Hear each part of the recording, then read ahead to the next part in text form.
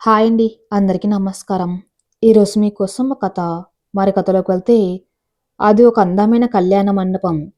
చిన్నపిల్లల అల్లర్లు, పెద్దవాళ్ళ ముచ్చట్లు, వయసైన వాళ్ళ సరదాలతో చాలా కోలాహలంగా ఉంది. అమ్మాయిలంతా కలిసి పెళ్లి కూతుర్ని రెడీ చేస్తూ తన్ను ఆట పట్టిస్తూ ఉంటారు కానీ, ఆ పెళ్లి కూతురు ఇవేం పట్టినట్టు ఏదో ఆలోచిస్తూ ఉంటుంది. తన మనసులో వేల ప్రశ్నలు తిరుగుతున్నాయి కానీ, వాటికి ఆమె దగ్గర సమాధానం లేదు. ఇంతలో పంతులు గారు పెళ్లి కూతుర్ని తీసుకురమ్మడంతో ఈ లోకంలోకి వచ్చి వాళ్ళతో కలిసి పెళ్లి మండపంలోకి వస్తుంది. తన్ను చూసిన అందరికీ సాక్షాత్తు ఆ లక్ష్మీదేవి నడిచి వస్తున్నట్టు అనిపిస్తుంది. తనని రెప్పవేయకుండా చూస్తూ ఉంటారు. ఆమెను తీసుకువచ్చి పెళ్లికొడుకు పక్కన కూర్చోబెట్టారు.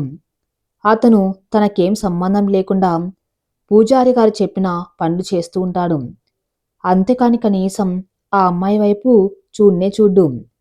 పంతులు గారు అన్ని కార్యక్రమాలు కూడా చాలా శ్రద్ధగా చేపిస్తూ ఉంటారు. అందరూ కూడా ఆ వివాహ మహోత్సవాన్ని కన్నుల పండగగా చూస్తూ ఉంటారు. పంతులు గారు, అయ్యా, ముహూర్త సమయం అవుతుంది, ఈ తాళిని ఆ అమ్మాయి మెల్లో కట్టండి అని మంత్రాలు చదువుతూ ఉంటాడు.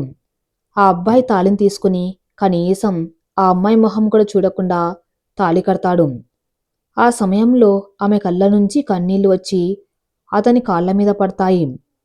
అతనికి ఆ క్షణం మనస్సు చివుక్కుమంటుంది. కాని వెంటనే సర్దుకొని ఆమె పక్కన కూర్చుంటాడు. పంతులు గారు, బాబు, ఈ కుంకుమ అమ్మాయి పాపిట్లో దిద్దండి అని ఇస్తారు. అతను ఆ కుంకుమ తీసుకొని ఆమె పాపిట్లో దిద్దుతాడు. ఆ క్షణంలో ఇద్దరి మనసులో ఏదో తెలియని అలజడి కలుగుతుంది. అలా అన్ని కార్యక్రమాలను పూర్తి చేసుకుని చివరికి అప్పగింతల కార్యక్రమానికి వస్తారు. ఆ అమ్మాయి వాళ్ళ అమ్మ నాన్నను పట్టుకుని బాగా ఏడుస్తుంది. వాళ్ళ తమ్ముడైతే ఆమెను అస్సలు వదలడు. చాలా ఏడుస్తూ ఉంటాడు. పెళ్ళికొడుక్కి వాళ్ళని చూసి కళ్ళల్లో నీళ్లు తిరుగుతాయి. తన గత జ్ఞాపకాలు కళ్ళ ముందు కనిపించగానే మనస్సు మొత్తం భారంగా అవుతుంది. అలా తనకు తెలియకుండానే వాళ్ళ దగ్గరికి వెళ్ళి ఆ అమ్మాయి భుజంపై చెయ్యి వేసి తనకు ధైర్యం చెప్తాడు. ఆ అమ్మాయి అతని ఎద మీద తలపెట్టి ఏడుస్తూ ఉంటుంది. తర్వాత అందరూ కలిసి పెళ్ళికొడుకు వాళ్ళ ఇంటికి బయలుదేరతారు. ఆ అమ్మాయి మాత్రం ఏడుస్తూనే ఉంటుంది. అతనికి ఆమెను ఎలా ఓదార్చాలో కూడా తెలియక విండోలోంచి బయటకు చూస్తూ ఉంటాడు. కొంచెం సేపటికి అందరు ఇంటికి చేరుకుంటారు. పెళ్ళికొడుకు పెళ్ళికూతురు ఇద్దరు కలిసి ఇంట్లో అడుగు పెడదాం అనుకునేసరికి వరసైన వాళ్ళందరూ వాళ్ళకెదురు వచ్చి పేర్లు చెప్పమని ఆపేస్తారు. పెళ్ళికొడుకు చిరాగ్గా, ఇప్పుడు అవన్నీ ఎందుకు, ముందు మమ్మల్ని వెళ్ళనివ్వండి అని ముందుకు రాబోతాడు కానీ వాళ్ళు గొడవ చేయటంతో తప్పక అక్కడే నుంచుంటాడు. అందరూ గొడవ చేయటంతో ఆ అమ్మాయి ఇలా చెప్తుంది, నేను సీత, నా భర్త రా అని అనబోతూ ఉంది. అతను చటుక్కున చూడ్డంతో తడబడుతూ కళ్యాణ్తో వచ్చాను అని తలదించుకొని కళ్ళల్లో నీళ్లు వస్తుంటే చెప్తుంది. హా, అయిపోయింది కదా, ఇక వెళ్ళవచ్చా అని అంటాడు. దానికందరూ అతను కూడా చెప్పాలి అనడంతో తప్పక, నేను కళ్యాణ్ నా భార్య సీతతో కలిసి వచ్చాను అని చెప్తాడు. సీత తనను కళ్యాణ్ భార్య అనడంతో అతని వైపు చూస్తుంది. అతను మాత్రం కనీసం ఆమె వైపు చూడకుండా వాళ్ళమ్మ వాళ్ళ వైపు చూస్తూ ఇంకెంతసేపు అన్నట్టు అడుగుతాడు. విజయ కళ్యాణ్ వాళ్ళ అమ్మ. సరే, ఇక మీరు ఆట పట్టించింది చాలు కానీ ముందు వాళ్ళని ఇంట్లోకి రానివ్వండి అని అంటారు.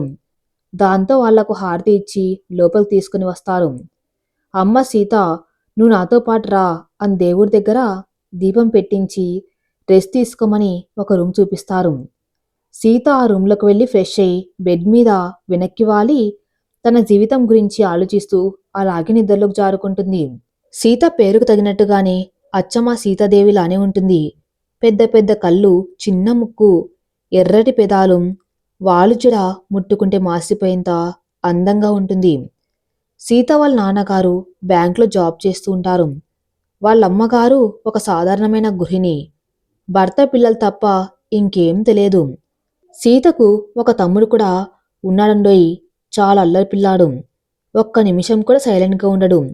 ఎప్పుడు చూడి ఏదో ఒకటి మాట్లాడుతూ ఉంటాడు కానీ వాళ్ళక్కంటే ప్రాణం. ఇప్పుడు బీటెక్ చదువుతున్నాడు. సీత ఎంబీబీఎస్ చదివి ఒక ప్రైవేట్ హాస్పిటల్లో వర్క్ చేస్తూ ఉంటుంది. రోజు మార్నింగ్ నుంచి ఈవినింగ్ వరకు హాస్పిటల్లో ఉంటుంది. ఇంటికి వచ్చిన దగ్గర నుంచి చిన్నపిల్లలతో కలిసి ఆడుకోవటం, ముఖ్యంగా ఆ రోజు జరిగిందంతా వాళ్ళ పేరెంట్స్ చెప్పటం, ఇదే తన డైలీ యాక్టివిటీస్. వర్క్లో చాలా సిన్సియర్ కానీ ఒక్కసారి హాస్పిటల్ దాటి బయటికి వచ్చిందంటే చిన్న పిల్లలా మారిపోతుంది. అది కూడా తన మనసుకు దగ్గరైన వాళ్ళ దగ్గర మాత్రమే. మిగిలిన వాళ్ళతో మాత్రం చాలా రిజర్వ్‌గా ఉంటుంది. తన ఫ్రెండ్స్ పిల్లలు, తన ఫ్యామిలీ హాస్పిటల్ ఇదే తన ప్రపంచం. అలా తన జీవితం హ్యాపీగా సాగిపోతూ ఉంటుంది. అలా ఉండగా ఒకరోజు సీత హాస్పిటల్‌కి వెళ్తూ ఉండగా ఒక చోట జనాలు గుంపులు గుంపులుగా ఉండటం గమనించి తన స్కూటీ పక్కకు ఆపి అక్కడికి వస్తుంది. అక్కడ ఒకతనికి యాక్సిడెంట్ అయి ఉంటుంది. అందరూ చూస్తూ ఉంటారు కానీ ఎవరు కూడా ముందుకు రారు. సీతకు వాళ్ళని చూస్తే చాలా కోపం వస్తుంది. ఎందుకంటే ఒక మనిషి ప్రాణాపాయ స్థితిలో ఉంటే కనీసం ఎవరు కూడా వాళ్ళను కాపాడడానికి ముందుకు రావటం లేదని. ఆ కోపంలో ఏదో అనబోతూ ఉండగా ఒక అతను వచ్చి ఆ యాక్సిడెంట్ అయిన అతన్ని తన చేతులతో ఎత్తుకొని తన కారులో పడుకోబెట్టి అక్కడ ఉన్న వాళ్ళని ఒక చూపు చూస్తాడు. అతని కళ్ళు కోపంతో ఎర్రగా ఉంటాయి. అలానే ఆ చూపుల్లో చాలా అర్థాలు కూడా ఉంటాయి. కనీసం ఒక మనిషి చావు బతుకుల మధ్య ఉంటే ఎవరు పట్టించుకోవటం లేదని ఒక చిరాకైన చూపు చూసి తన కారెక్కి బయలుదేరతాడు. సీత అతను చేసిన పనికి మనసులోని కృతజ్ఞతలు చెప్పుకుంటూ అతని కార్ని ఫాలో అవుతుంది. ఆ కార్ నేరుగా సీత వర్క్ చేస్తున్న హాస్పిటల్ వద్ద ఆగుతుంది. సీత వెంటనే స్కూటీ పార్క్ చేసి అక్కడికి వస్తుంది. అతను ఆ అబ్బాయిని హాస్పిటల్లో జాయిన్ చేసి అక్కడే వెయిట్ చేస్తూ ఉంటాడు. ఇంతలో ఒక డాక్టర్ బయటకు వస్తారు. ఆయన్ని చూసిన అతను లేచి నించుంటాడు. అతనికి సంబంధించిన వారు ఎవరు అని అడుగుతాడు డాక్టర్. ఆ డాక్టర్ చెప్పండి, అతనికి ఎలా ఉంది ఇప్పుడు, ఏం పర్వాలేదు కదా అని కంగారుగా అడుగుతాడు. లేదండి, అతని తలకు బలమైన గాయమైంది, బ్లడ్ కూడా చాలా పోయింది, సో వెంటనే ఆపరేషన్ చేయాలి, లేట్ అయితే అతని ప్రాణానికే ప్రమాదం, కానీ దానికి చాలా ఖర్చు అవుతుంది. డాక్టర్, మీ డబ్బు గురించి అస్సలు వరి అవ్వకండి, ఎంత ఖర్చైనా పర్వాలేదు కానీ అతనికేం కాకుండా చూడండి అని అంటాడు. సరే, మీ రిసెప్షన్లో బిల్ పే చేయండి, మేము ఆపరేషన్కి అంతా రెడీ చేస్తామని చెప్పి అక్కడి నుంచి వెళ్ళిపోతాడు. రే, ఏంట్రా నువ్వు చేసేది, ఇప్పుడు నీకు ఆ డబ్బు ఎంత అవసరమో మర్చిపోయావా?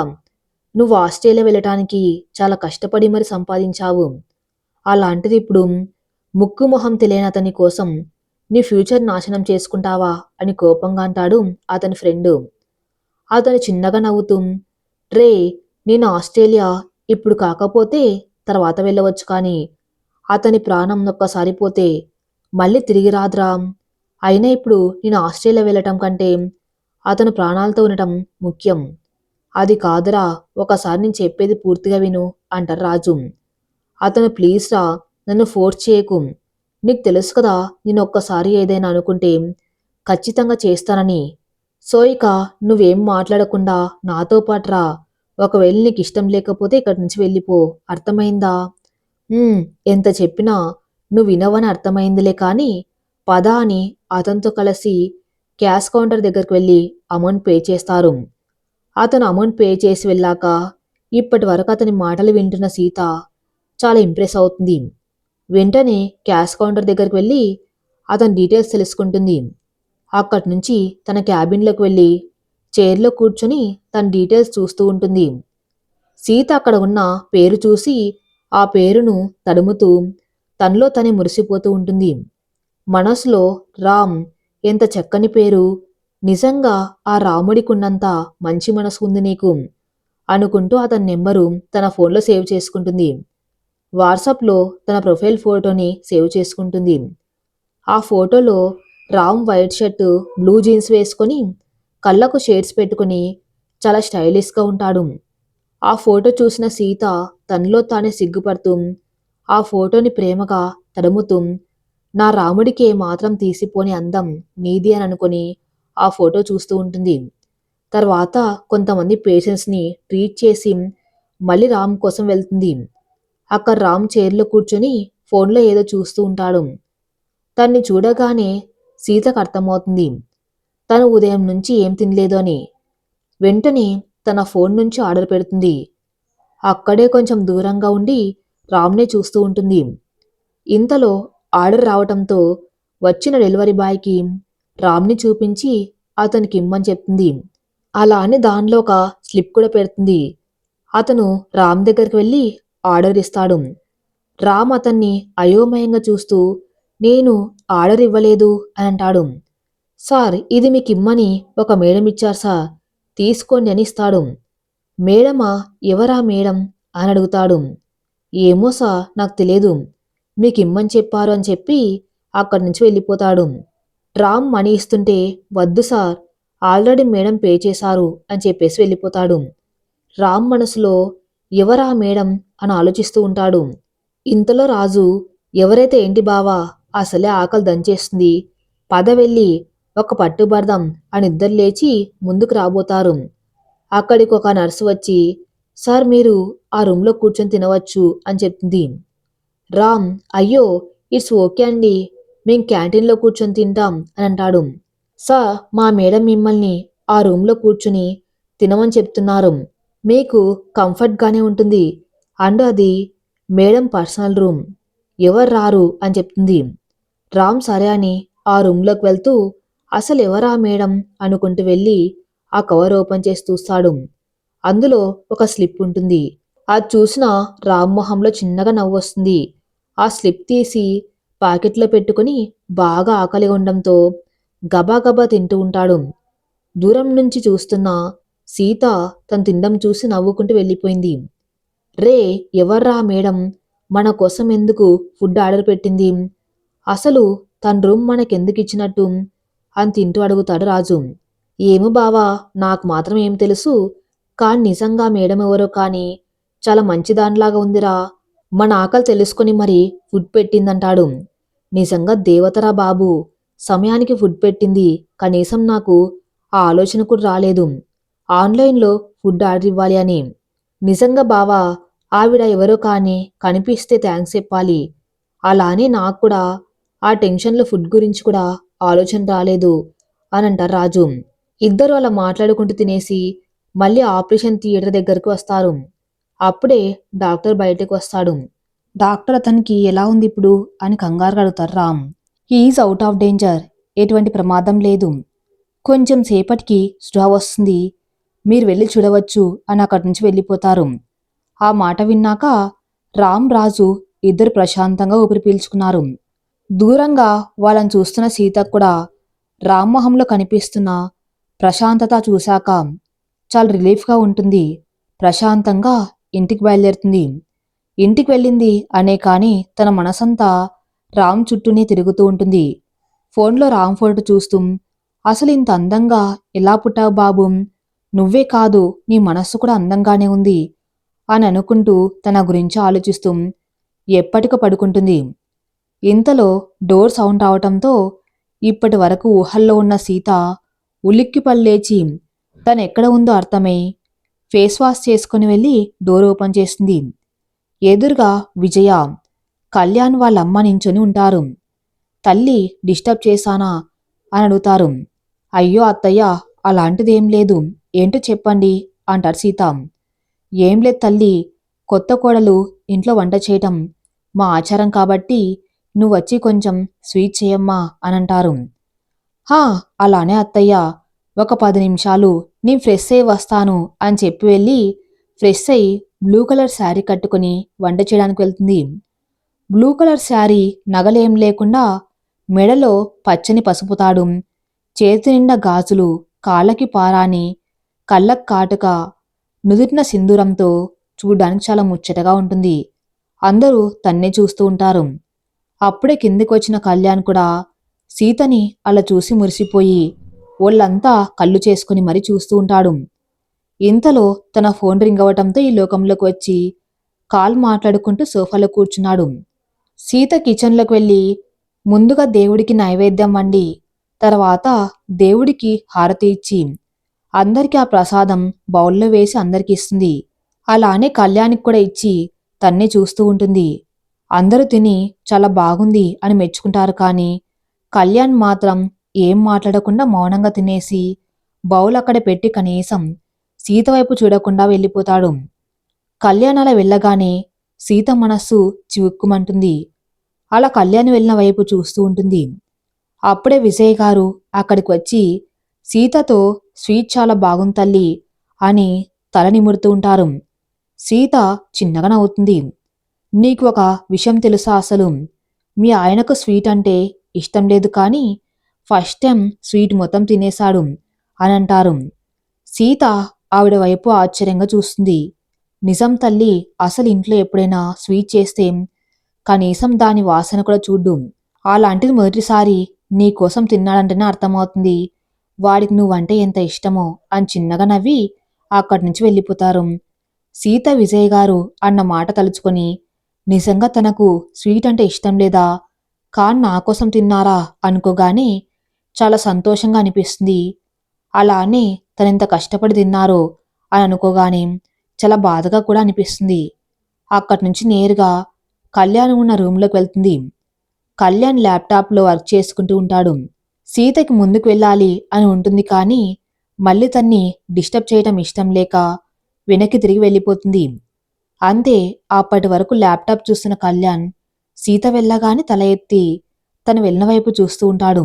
ఎందుకు సీత ప్రతిసారి దగ్గరకు వచ్చినట్టే వచ్చి అలా దూరంగా వెళ్ళిపోతావు అనుకుంటూ సోఫాలో తల వెనక్కి వాల్చి సీతాతో తన పరిచయం తలుచుకుంటూ ఉంటాడు.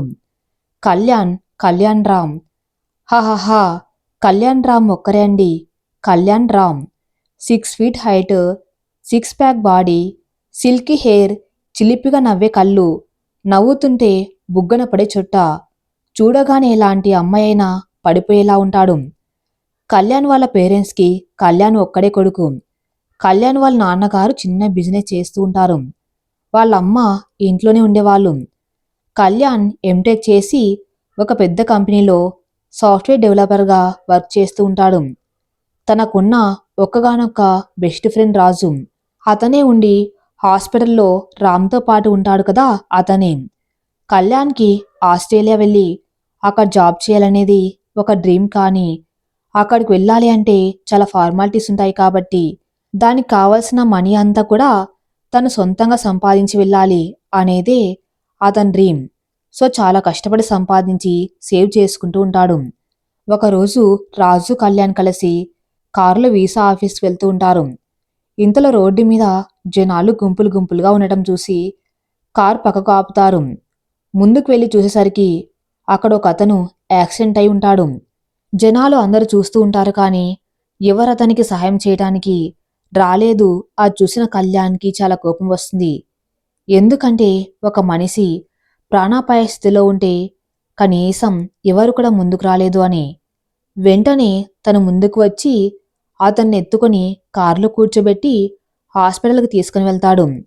చాలా ఫాస్ట్గా డ్రైవ్ చేసి దగ్గరలో ఉన్న ఒక హాస్పిటల్కి తీసుకువచ్చి అతన్ని జాయిన్ చేసుకోమని అడుగుతారు.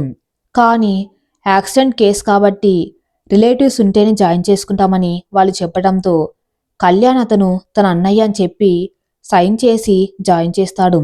రే కళ్యాణ్, అవసరమా నీకు ఇవన్నీ? కొన్ని రోజుల్లో ఆస్ట్రేలియా వెళ్ళవలసిన వాడివి. అలాంటిది ఇప్పుడు ఇలా హాస్పిటల్ కేసు అంటూ తిరిగితే నీ లైఫ్ ఏమవుతుందో ఆలోచించావా అని సీరియస్గా అడుగుతాడు. చూడు రాజు, పాపం ఆ అబ్బాయి కేవలం 30 ఏళ్ళు మాత్రం ఉంటాయి. తన కోసం ఇంట్లో భార్య పిల్లలు అందరూ ఎదురు చూస్తూ ఉంటారు. ఒకవేళ మనం కూడా అందరిలా చూసి చూడనట్టుగా వెళ్ళిపోతే ఒక కుటుంబం అంతా రోడ్డు మీద పడుతుంది. అలా జరగటం నాకు ఇష్టం లేదు. అండ్ వన్ మోర్ థింగ్, ఇందులో నా లైఫ్ స్పాయిల్ అవ్వటానికి ఏమీ లేదు. కేవలం అతన్ని సేవ్ చేశానని ఒక సాటిస్ఫాక్షన్ ఉంటుంది అని అంటాడు. రాజు అది కాదురా అని ఏదో చెప్పేలోపు కళ్యాణ్ సీరియస్గా చూడడంతో మౌనంగా ఉండిపోతాడు. కళ్యాణ్ అతని గురించి టెన్షన్ పడుతూ ఉంటాడు. అప్పుడే డాక్టర్ బయటకు రావటంతో లేచి అతని గురించి అడుగుతాడు. డాక్టర్ ఆపరేషన్ చెయ్యాలి అని చెప్పటంతో తన సేవ్ చేసుకున్న డబ్బు మొత్తం అక్కడ కట్టేస్తాడు. అక్కడ ఇచ్చిన ఫామ్లో కళ్యాణ్ అనే పేరుకు బదులు రామ్ అని రాస్తాడు. రే బావా, ఏంట్రా కళ్యాణ్ అని రాయకుండా రామన్ రాసావు అని అడుగుతాడు. బావా, మనం చేసిన పనిలో మంచి కనిపిస్తే చాలు, మనం కనిపించిన అవసరం లేదు. అండ్ ఎందుకు నా మనసు ఈరోజు డ్రామని రాయమని చెప్పింది అని అంటాడు. దానికి రాజు, ఏంటో బావా, నువ్వు మాత్రం నాకు అర్థం కావు అని మొహం బేలగా పెట్టి అంటాడు. దానికి కళ్యాణ్ చిన్నగా నవ్వుతూ, రే బావా, నువ్వు చిన్నప్పటి నుంచి చూస్తున్నా నన్నే అర్థం చేసుకోలేకపోతే ఇక నీ లైఫ్లోకి వచ్చే అమ్మాయి పరిస్థితి తలుచుకుంటేనే జాలేస్తుందిరా అని నవ్వుతూ అంటాడు. రాజు ఉడుక్కుంటూ, ఏంట్రా అలా అనేసావు అని అడుగుతాడు. దానికి కళ్యాణ్ నవ్వుతూ, సరదాగా అన్నాలే బావా అని అంటాడు. ఆ మాటకు రాజుకు నవ్వుతాడు. సీత వీళ్ళకు కొంచెం దూరంలో ఉండటం వలన వీళ్ళు మాట్లాడుకునే మాటలు ఏం వినిపించవు. తర్వాత రాజు కళ్యాణ్ ఇద్దరు కలిసి మళ్ళీ ఆపరేషన్ థియేటర్ దగ్గరికి వెళ్తారు. అప్పుడే సీత రిసెప్షన్ దగ్గరికి వెళ్ళి కళ్యాణ్ డీటెయిల్స్ అడుగుతుంది. అప్పుడే అటుగా చూసిన కళ్యాణ్ సీతను చూసి ఫ్రీజ్ అయిపోతాడు. మనసులో ఎంత అందంగా ఉంది, చూడగానే ముద్దొచ్చేలా ఉంది అనుకుంటూ సీతని చూస్తూ ఉంటాడు. ఇంతలో రాజు కనపడ్డంతో ఈ లోకంలోకి వచ్చి రాజు వైపు తిరిగి మళ్ళీ అటు తిరిగేలోపు అక్కడ సీత ఉండదు. ఇంకెక్కడికి, సీత ఎప్పుడో కళ్యాణ్ డీటెయిల్స్ తీసుకుని తన క్యాబిన్లోకి వెళ్ళిపోయింది కదా. రే బావా, నేనిక్కడ మాట్లాడుతూ ఉంటే నువ్వు అటు చూస్తున్నావేంటి అని అడుగుతారు రాజు. రే ఎదవా, నీ వల్లే నేను నా బంగారాన్ని మిస్ అయ్యాను అని అంటాడు. రాజు అయోమయంగా చూస్తూ, బంగారం ఏంటి బావా అని అంటాడు.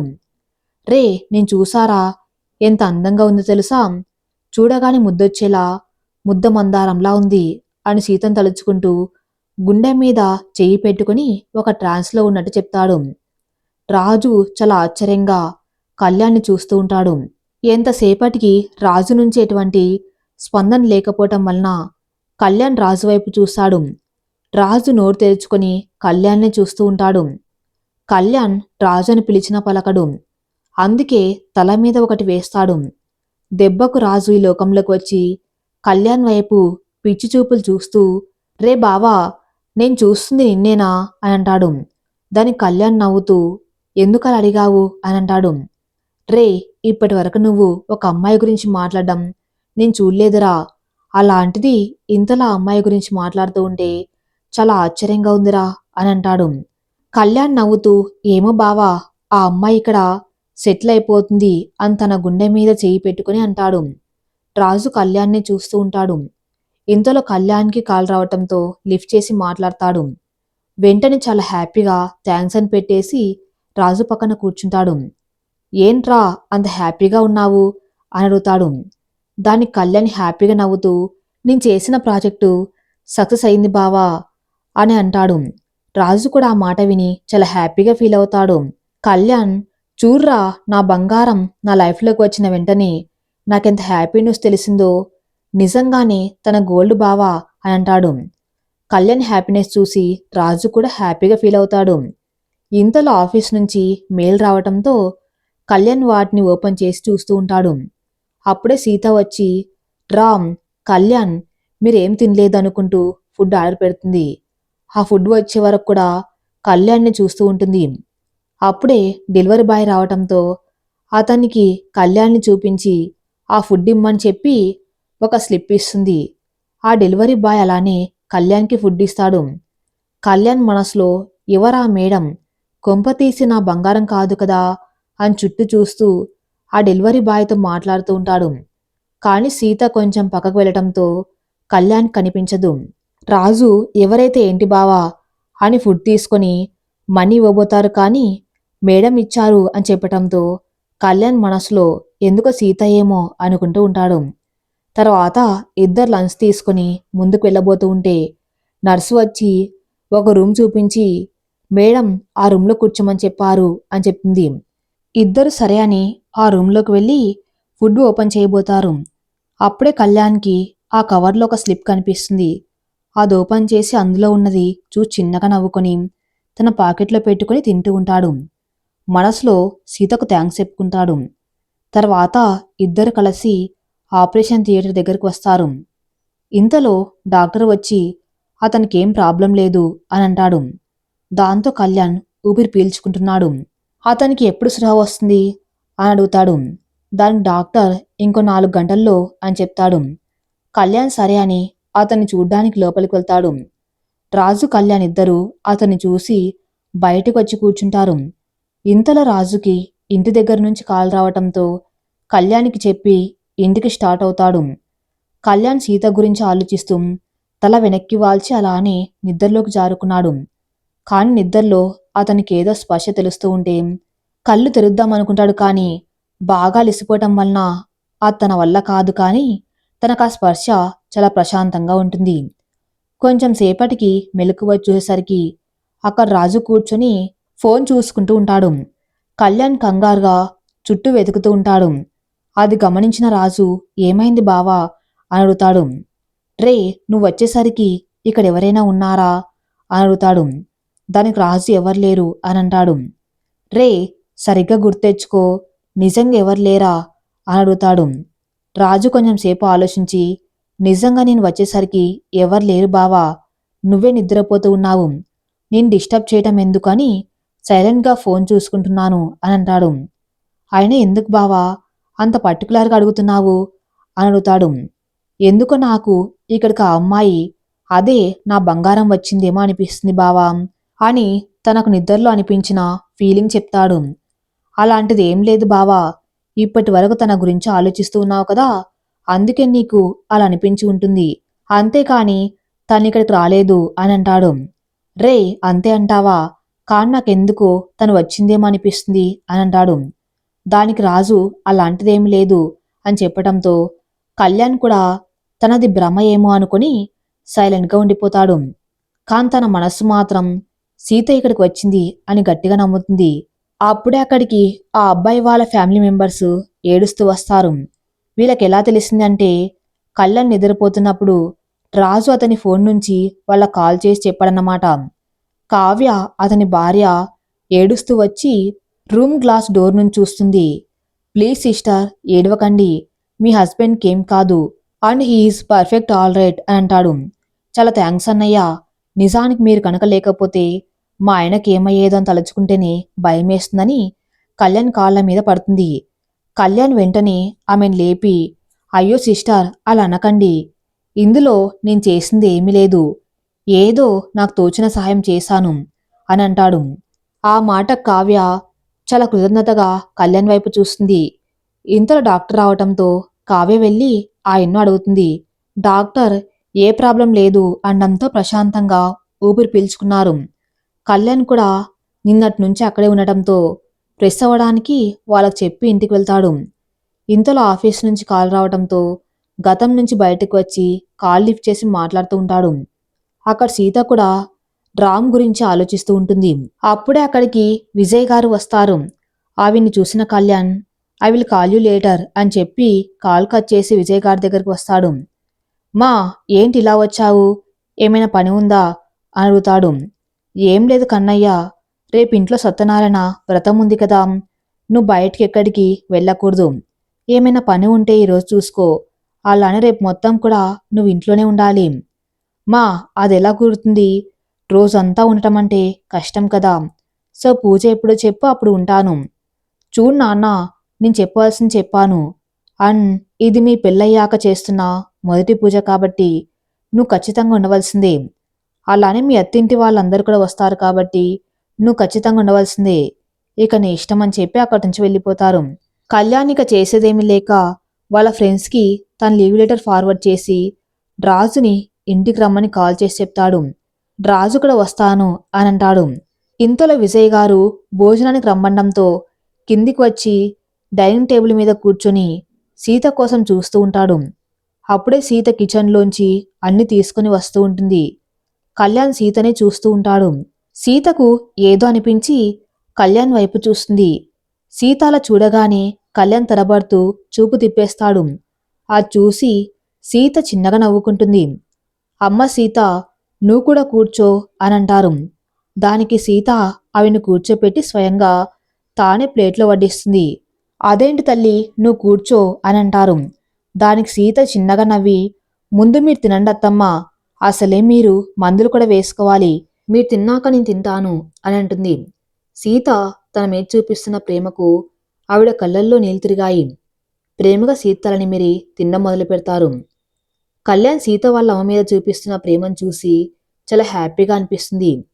మనసులో నిజంగా నువ్వు బంగారానివి సీత అనుకుంటూ తన్నే చూస్తూ తింటాడు. కళ్యాణ్ వాళ్ళ నాన్నగారు కూడా తన కొడుక్కు తగ్గ కోడలు వచ్చింది అని తృప్తిగా అనుకుంటారు.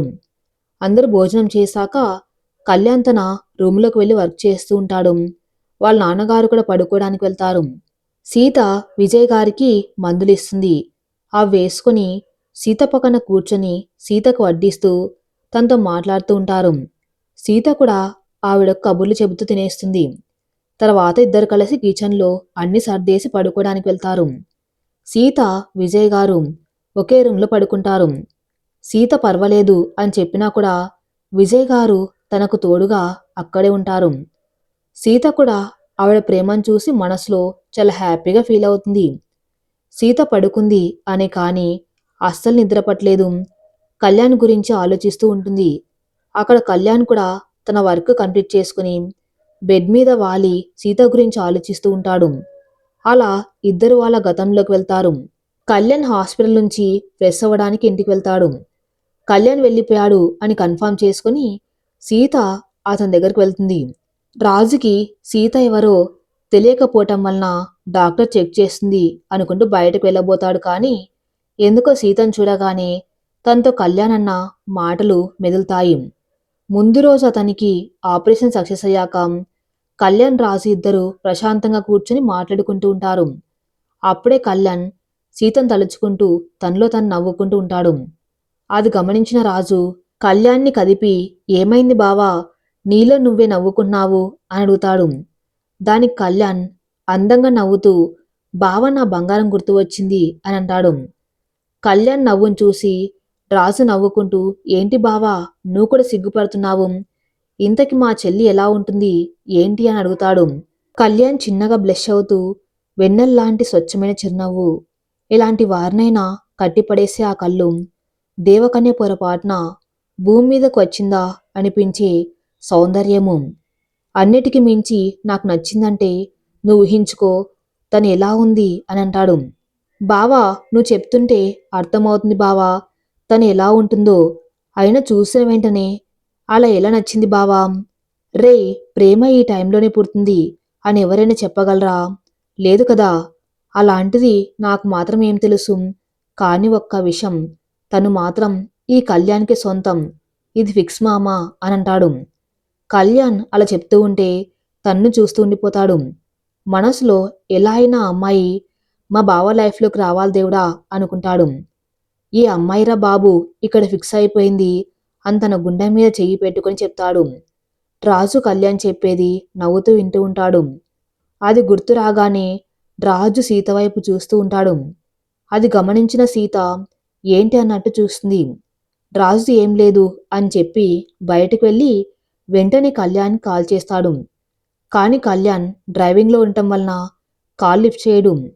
రాజు ఇక చేసేది లేక బయట చైర్లో కూర్చొని ఉంటాడు. సీత టెస్టులు అన్ని చేసి బయట ఉన్న వాళ్ళని లోపలికి రమ్మని చెప్తుంది. అతని ఫ్యామిలీ మెంబర్స్తో పాటు రాజు కూడా వస్తాడు. సీత అతని కండిషన్ని అందరికి చెప్పి మెడిసిన్స్ రాసి ఎప్పుడు ఎలా వాడాలో అన్ని చెప్తుంది. అలానే తన నెంబర్ ఇచ్చి ఏమైనా ప్రాబ్లం ఉంటే కాల్ చేయమని చెప్తుంది. తర్వాత సీత బయటకు వెళ్తుంది. రాజు కూడా తన వెనకాలే వస్తాడు. మేడం అని పిలుస్తాడు. దానికి సీత వెనక్కి తిరుగుతుంది. రాజు మీ పేరు తెలుసుకోవచ్చా అని అడుగుతాడు. దానికి సీత చిన్నగా నవ్వుతూ సీత అని చెప్తుంది. రాజు మనసులో ఆ రాముడికి తగ్గ సీత నువ్వేనేమో అని అనుకుంటూ సీతనే చూస్తూ ఉంటాడు. సీత రాజు మొహం మీద చిటికలు వేస్తుంది.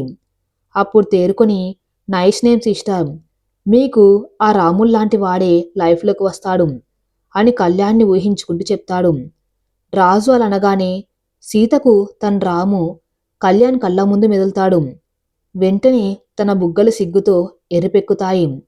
కానీ అవి కనిపించనివ్వకుండా థ్యాంక్స్ అని చెప్పి అక్కడి నుంచి వెళ్ళిపోతుంది. రాజు తను వెళ్ళిన వైపే చూస్తూ ఉంటాడు. అప్పుడే కళ్యాణ్ కాల్ చేస్తాడు. రాజు లిఫ్ట్ చేసి ఏంటి బావా ఇందాక కాల్ చేస్తే లిఫ్ట్ చేయలేదు, అసలు ఏం చేస్తున్నావు అని అంటాడు. నువ్వు కాల్ చేసినప్పుడు బైక్ మీద ఉన్నాం, ఇప్పుడే ఇంటికి వచ్చి ఫ్రెష్ అయ్యాం, ఇంతలో నీ మిస్డ్ కాల్స్ ఉన్నాయి, ఏమైనా ప్రాబ్లమా అతనికి ఎలా ఉంది అని కంగారుగా అడుగుతాడు. బావా టెన్షన్ ఏమి లేదు. అతనికి బాగానే ఉంది కానీ నేను ఫోన్ చేసింది ఎందుకంటే నేను ఒక అమ్మాయిని చూశాను బావా అని అంటాడు. రే ఎదవా దానికి ఇన్నిసార్లు కాల్ చేయాలా? ఎంత టెన్షన్ పడ్డానో తెలుసా? అయినా నీకు ఆల్రెడీ నా చెల్లి ఉంది కదా, మళ్ళీ ఇంకో అమ్మాయి ఎందుకు బావా అని అడుగుతాడు. దానికి రాజు, అబ్బా బావా నేను చెప్పింది నీ చెల్లిని చూశాను అని కాదు, నా చెల్లిని చూశాను అని అంటాడు. కళ్యాణ్ కన్ఫ్యూజ్ అవుతూ ఏంటి బావా ఏమన్నావు అని అడుగుతాడు. రాజు, హా బావా ఇక్కడ నేను ఒక అమ్మాయిని చూశాను, ఎందుకో తనే నీ బంగారమేమో అనిపిస్తుంది, అదే చెప్దామని నీకు కాల్ చేశాను అని అంటాడు. కళ్యాణ్, ఏంటి బావా నిజంగా తను కనిపించిందా? ఎక్కడ ఎప్పుడు చెప్పు, నేను వెంటనే బయలుదేరుతాను అని చెప్పి బైక్ కీస్ తీసుకుని బయటకు వస్తూ ఉంటాడు. బావా కూల్, తను ఈ హాస్పిటల్లోనే డాక్టర్గా వర్క్ చేస్తుంది. తన పేరు సీతాట.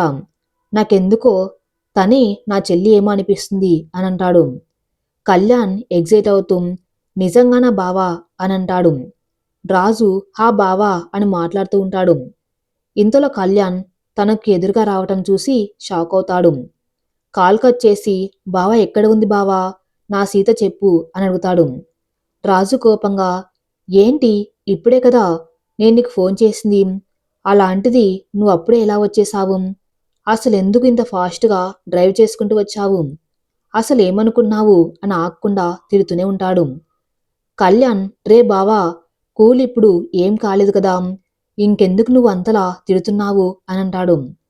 రాజు, ఏంట్రా కూల్ అసలు, అంత ఫాస్ట్గా డ్రైవ్ చేస్తే నీకేమైనా అయితే ఏంటి బావా పరిస్థితి అని అంటాడు. రాజు భయం అర్థమైన కళ్యాణ్ సారీ బావా అని మెల్లగా అంటాడు.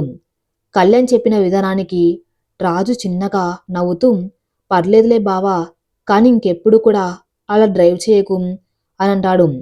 కళ్యాణ్ సరే అన్నట్టు తల ఊపుతాడు. బావా ఇంతకు సీత ఎక్కడా అని అడుగుతాడు. రాజు సీత క్యాబిన్ చూపిస్తాడు. కళ్యాణ్ అక్కడికి వెళ్తాడు. ఆ క్యాబిన్ చూసి నిన్న నర్సు లంచ్ అక్కడే చేయమని చెప్పింది గుర్తు వచ్చి చిన్నగా నవ్వుకుంటూ లోపలికి చూస్తాడు. అక్కడ సీత పేషెంట్స్ని నవ్వుతూ ట్రీట్మెంట్ చేస్తూ ఉంటుంది. సీత నవ్వుని అలానే చూస్తూ ఉండిపోతాడు. సీతకి అలజడి కనిపించడంతో ముందుకు చూస్తుంది. తన్నే చూస్తూ ఉన్న కళ్యాణ్ వెంటనే పక్కకు తప్పుకున్నాడు. సీత మళ్ళీ పేషెంట్స్తో మాట్లాడుతూ ఉంటుంది. కళ్యాణ్ పక్కకు వచ్చి అక్కడే ఉన్న చైర్లో కూర్చొని హార్ట్ మీద చెయ్యి పెట్టుకుని తనలో తను నవ్వుకుంటూ ఉంటాడు. అది చూసిన రాజు కళ్యాణ్ పక్కన కూర్చొని, బావా తనే నీ సీత కదా, తనే నా చెల్లి కదా అని అడుగుతాడు. దాన్ని కళ్యాణ్ బ్లష్ అవుతూ హా బావా అని అంటాడు. రాజు దానికి చాలా హ్యాపీగా ఫీల్ అవుతాడు. వాళ్ళిద్దరూ అలా మాట్లాడుకుంటూ ఉంటారు. ఇంతలో సీత పేషెంట్స్ ఎవరు లేకపోవటం వలన రౌండ్స్కి వెళ్దామని బయటకు వస్తుంది. అక్కడ చైర్లో కూర్చొని మాట్లాడుకుంటూ ఉన్న రాజు కళ్యాణ్ వాళ్ళని చూస్తుంది. కళ్యాణ్ని చూడగానే తనకు తెలియకుండానే బుగ్గలు ఎరిపెక్కాయి. అలానే కళ్యాణ్ని చూస్తూ మనసులో ఎంత అందంగా ఉన్నావు కన్నయ్యా, నిన్ను చూస్తుంటే అలానే చూస్తూ ఉండాలి అనిపిస్తుంది అనుకుంటూ ఉంటుంది. అప్పుడే అక్కడికి నర్సు రావటంతో ఈ లోకంలోకి వచ్చి నర్సుతో పాటు రౌండ్స్కి వెళ్తుంది. కళ్యాణ్ సీత రౌండ్స్కి వెళ్ళటం చూసి తన వెనకాలే వెళ్తాడు. అలా సీత ఎక్కడికి వెళ్తే అక్కడికి వెళ్తూ ఉంటాడు. కానీ సీత అదంతా గమనించదు. కానీ కళ్యాణ్ మాత్రం ఆ రోజంతా సీత చుట్టూ తిరుగుతూ ఉంటాడు. అలా ఆ రోజంతా అయిపోయింది. సాయంత్రం ఇంటికి వెళ్ళేప్పుడు సీతను చూసి చాలా బెంగగా అనిపిస్తూ ఉంటే వదల్లేక వదల్లేక వెళ్తాడు. ఇంటికి వెళ్ళాక కూడా సీత గురించి ఆలోచిస్తూ ఉంటాడు. ఇక్కడ సీత కూడా కళ్యాణ్ గురించి ఆలోచిస్తూ ఉంటుంది. ఎప్పుడూ అన్నిటినీ తన పేరెంట్స్తో షేర్ చేసుకునే సీత తన ప్రేమ విషయం మాత్రం ఎవ్వరికీ చెప్పదు. అలా రోజులు గడుస్తున్నాయి. కళ్యాణ్ మాత్రం రోజు ఉదయం ఆఫీస్కి వెళ్లే ముందు సీతను చూసి వెళ్ళేవాడు. ఇంటికి వెళ్ళేప్పుడు కూడా సీతను చూడందే ఇంటికి వెళ్ళేవాడు కాదు. సీత కూడా కళ్యాణ్ ప్రొఫైల్లో ఫోటో చూస్తూ కాలం గడిపేసేది. కాంతనకి కళ్యాణ్ అక్కడికి వస్తున్నట్టు తెలియదు. రోజు కళ్యాణ్ నెంబర్ ఓపెన్ చేసేది. తన ప్రొఫైల్లో ఫోటో మార్చిన ప్రతిసారి కూడా ఆ ఫోటోని సేవ్ చేసుకుంటూ వాటిని చూస్తూ ఉండేది. సీత కూడా ఒక్కసారైనా కళ్యాణ్ కనిపిస్తే బాగుండు అనుకుంటూ ఉండేది. అలా రోజులు గడుస్తున్నాయి. ఒకరోజు సీతకు ఇంపార్టెంట్ సర్జరీ ఉండటం వలన హాస్పిటల్లో చాలా లేట్ అవుతుంది. అలా బయటకు వచ్చి చూస్తుంది. అప్పటికే తన ఫ్రెండ్స్ అందరూ కూడా వాళ్ళ డ్యూటీ అయిపోవటంతో వెళ్ళిపోతారు. సీత బయటకు వచ్చి తన స్కూటీ తీసుకుని వెళ్తూ ఉంటుంది. ఇంతలో తన స్కూటీ టైర్ పంచర్ అవ్వటంతో పక్కకి పెట్టి క్యాబ్స్ ఏమైనా ఉన్నాయేమో అని చూస్తూ ఉంటుంది. ఎప్పుడు లేనిది సీతకెందుకో చాలా భయం వేస్తుంది. తన మనసులో అలజడిగా అనిపిస్తుంది. ఇప్పటి వరకు చాలాసార్లు నైట్ డ్యూటీ చేసింది. ఎప్పుడు అలా అనిపించలేదు, కానీ ఈరోజు చాలా టెన్షన్గా అనిపిస్తూ ఉంటుంది. ఇంతలో తన ఫోన్ కూడా ఛార్జింగ్ లేక స్విచ్ ఆఫ్ అయిపోతుంది. దాంతో ఇంకా కంగారు మొదలవుతుంది. అప్పుడే అటుగా వెళ్తున్న కొంతమంది పోకిరీలు సీతను చూసి తను కామెంట్ చేస్తూ తన దగ్గరకు వెళ్తూ ఉంటారు. సీతకు వాళ్ళని చూసి చాలా భయం వేస్తుంది. టెన్షన్లో చెమటలు పట్టేస్తాయి. అక్కడి నుంచి పరిగెట్టేలోపు వాళ్ళు సీతకు అడ్డుగా నించుంటారు. మామ, అసలేముందిరా, అమ్మాయిని చూడగానే మతిపోయేలా ఉంది అంటారు రౌడీ. హా మామ, అసలేం తింటుందో కానీ ఇంత అందంగా ఉంది. ఇదేనా వీళ్ళ అమ్మ కూడా ఇలానే ఉంటుందా అని వెకిలిగా నవ్వుతూ అడుగుతాడు. ఆ మాటలకు సీతకు కోపం వచ్చి వాడి చెంప మీద కొడుతుంది. ఎంత ధైర్యం ఉంటే మా వాణ్ణే కొడతావే? ఇప్పటి వరకు స్మూత్గా హ్యాండిల్ చేద్దామనుకున్నాం, కానీ నీకు ఉన్న పొగరు చూస్తుంటే నీకు వేరేవేనే కరెక్ట్ అంటూ సీత మీదకు వస్తాడు. సీత భయంతో కళ్ళు గట్టిగా మూసుకుంటుంది. అప్పుడే ఏదో గట్టిగా సౌండ్ రావటంతో కళ్ళు తెరిచి చూస్తుంది. తన ఎదురుగా జరుగుతున్న సీన్ చూసి కళ్ళు పెద్దవి చేసి మరీ చూస్తుంది. కళ్యాణ్ కోపంగా ఆ రౌడీలను కొడుతూ ఉంటాడు. ఆ చూసిన సీత షాక్ అవుతుంది. ఇంతలో తన కాళ్ళ మీద ఏదో పన్నట్టు అనిపించింది. షాక్ నుంచి తేరుకొని కిందికి చూస్తుంది. వాళ్ళమ్మని కామెంట్ చేసిన వాడు తన కాళ్ళ దగ్గర ఉన్నాడు. కొంచెం తల ఎత్తి చూడగానే అతని కోపంగా చూస్తున్న కళ్యాణ్ ఉంటాడు. ఇంతకీ కళ్యాణ్ ఎప్పుడు వచ్చాడు అంటే, సీత హాస్పిటల్లో బయలుదేరేటప్పటి నుంచి కూడా తను ఫాలో అవుతూనే ఉన్నాడు. ఇంతలో కాల్ రావటంతో బైక్ ఆపి కాల్ అటెండ్ చేసి ముందుకు వచ్చేసరికి ఆ రౌడీ సీత మీదకు వెళ్ళబోయాడు. ఆ చూసిన కళ్యాణ్కి కోపం పీక్స్కి వెళ్ళిపోయింది. అంతే, ఒక పంచ్ ఇస్తాడు.